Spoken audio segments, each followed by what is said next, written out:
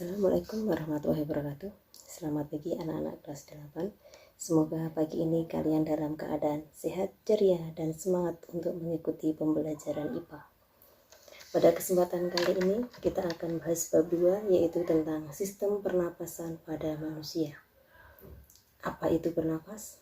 Apakah hanya memasukkan udara saja atau hanya mengeluarkan udara saja? Mari kita bahas penjelasan lebih lengkapnya. Bernafas adalah proses menghirup oksigen dan mengeluarkan karbon dioksida keluar tubuh. Oksigen digunakan untuk pembakaran zat makanan dalam sel untuk menghasilkan energi, dan energi digunakan manusia untuk beraktivitas sehari-hari. Kemudian, apa itu organ-organ pada sistem pernafasan? Yang pertama, ada hidung, ada faring, ada laring, ada trakea, ada bronkus, ada bronkiolus, ada pulma atau paru-paru, dan yang terakhir ada alveolus. Mari kita bahas satu persatu tiap organ pernafasan pada manusia. Yang pertama kita bahas dulu tentang hidung. Di dalam hidung terdapat rambut-rambut hidung dan selaput lendir. Fungsi hidung pada sistem pernafasan yaitu 1. Menyaring udara yang dilakukan oleh rambut hidung. Yang kedua, menyesuaikan suhu udara yang masuk ke dalam hidung yang dilakukan oleh selaput lendir. Yang ketiga, menyesuaikan kelembapan udara yang dilakukan selaput lendir. Berikutnya, tekak atau faring yang terletak di belakang rongga hidung dan mulut. Faring tersusun atas otot lurik yang dilapisi membran mukosa. Faring berfungsi sebagai saluran pernafasan dan saluran makanan. Organ yang berikutnya yaitu laring atau pangkal tenggorokan. Di laring terdapat epiglotis yang akan membuka dan menutup dengan sendirinya. Katup ini mengatur makanan dan udara melewati salurannya masing-masing. Di laring juga terdapat pita suara yang merupakan organ penghasil suara pada manusia. Organ yang berikutnya yaitu batang tenggorokan atau trakea. Dinding trakea merupakan gelang-gelang yang tersusun atas tulang rawan. Di dalamnya terdapat sel-sel epitel dengan rambut getar yang berfungsi mengeluarkan kotoran yang masuk bersama udara pernafasan. Next, berikutnya cabang batang tenggorokan atau bronkus. Ada 2, yaitu bronkus kanan dan bronkus kiri. Bisa dilihat pada gambar di samping. Cabang bronkus disebut bronkiolus. Jadi dari bronkus bercabang lagi menjadi bronkiolus. Yang berikutnya, paru-paru. Paru-paru ada 2, yaitu paru-paru kanan dan paru-paru kiri. Paru-paru kanan terdiri dari 3 gelambir atau 3 lobus. Paru-paru kiri terdiri dari 2 lobus. Paru-paru dilindungi oleh selaput pleura yang berfungsi sebagai pelindung paru-paru dari gesekan.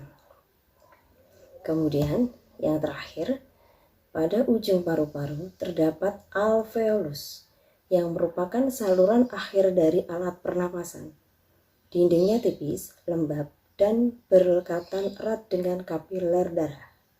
Pada alveolus ini terjadi pertukaran udara, yaitu pertukaran oksigen atau O2 dari udara bebas ke sel-sel darah merah dengan karbon dioksida atau CO2 dari sel-sel darah ke udara bebas. Demikian tadi pembahasan tentang organ-organ pernafasan. Sekarang kita lanjutkan untuk mekanisme pernafasan. Mekanisme pernafasan meliputi proses inspirasi dan ekspirasi. Proses inspirasi yaitu masuknya udara ke paru-paru, sedangkan ekspirasi yaitu pengeluaran udara dari paru-paru. Proses inspirasi dan ekspirasi melibatkan kontraksi dan relaksasi otot-otot tulang rusuk dan otot diafragma. Mekanisme pernapasan dalam diri ada 2, pernafasan dada dan pernafasan perut. Kita bahas dulu yang pertama, pernafasan dada. Pada proses inspirasi bisa digambarkan seperti ini. Yang pertama, otot antara tulang rusuk luar berkontraksi sehingga menyebabkan otot tulang rusuk naik. Karena naik menyebabkan volume rongga dada menjadi membesar sehingga tekanan udara di dalamnya menjadi lebih kecil. Karena tekanan udara di dalam lebih kecil, udara dapat masuk ke dalam paru-paru. Ini yang disebut sebagai fase inspirasi. Kemudian pada fase ekspirasi, otot antar tulang rusuk luar berrelaksasi. Ini menyebabkan tulang rusuk turun, sehingga volume rongga dada mengecil yang menyebabkan tekanan udara dalam rongga dada membesar, sehingga udara keluar dari paru-paru. Yang berikutnya, mekanisme pernafasan perut. Pada fase inspirasi, otot diafragma berkontraksi. Diafragma mendatar, volume rongga dada menjadi membesar, sehingga menyebabkan tekanan udara di dalamnya menjadi lebih kecil, sehingga udara masuk ke dalam paru-paru. Yang berikutnya, fase ekspirasi.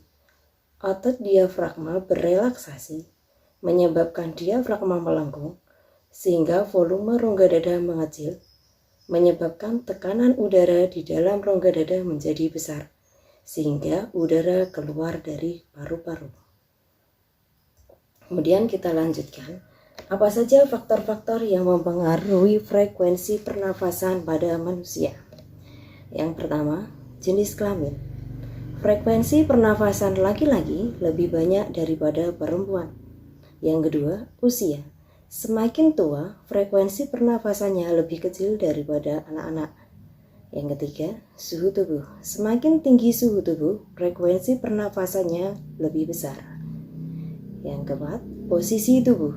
Saat berdiri, frekuensi pernafasannya lebih tinggi daripada duduk. Yang kelima, aktivitas tubuh. Semakin berat aktivitas seseorang, frekuensi bernafasnya lebih besar. Kita lanjutkan untuk volume udara pernafasan. Yang pertama, ada volume tidal, yaitu udara yang masuk dan keluar paru-paru selama pernafasan normal, kurang lebih 500 ml.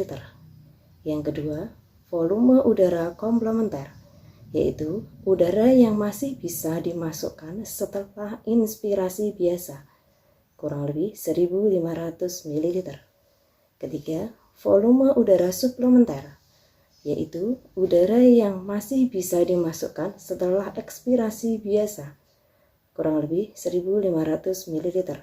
Keempat, volume residu, yaitu volume yang tersisa setelah ekspirasi maksimal, besarnya kurang lebih 1000 ml. Kelima, kapasitas vital. Kapasitas vital yaitu volume udara yang keluar setelah inspirasi maksimal, kurang lebih 3500 ml. Keenam, kapasitas total paru-paru, yaitu udara yang dapat ditampung paru-paru semaksimal mungkin, kurang lebih 4500 ml. Demikian tadi pembahasan kita tentang pernapasan. Kita telah sampai pada organ pernafasan dan faktor-faktor yang mempengaruhi frekuensi pernafasan serta volume udara pernafasan. Untuk tugasnya bisa Anda lihat pada ikon tugas. Kemudian untuk materi minggu depan silahkan pelajari pada gangguan sistem pernafasan. Demikian tadi pembahasan kali ini, semoga bermanfaat. Ada kurangnya mohon maaf. Selamat belajar. Terima kasih. Assalamualaikum warahmatullahi wabarakatuh.